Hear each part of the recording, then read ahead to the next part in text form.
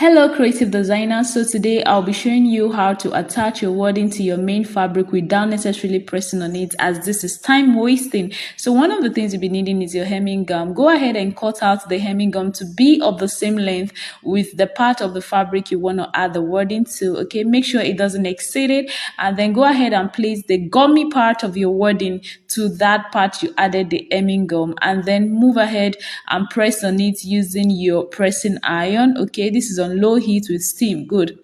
Now, as you can see, this is well infused and it will take Christ to remove that, okay?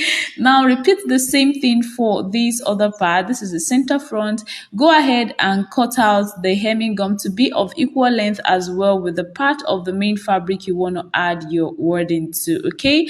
Also, ensure it doesn't exceed it. Go ahead and place the gummy part of the wording to it and then press on it.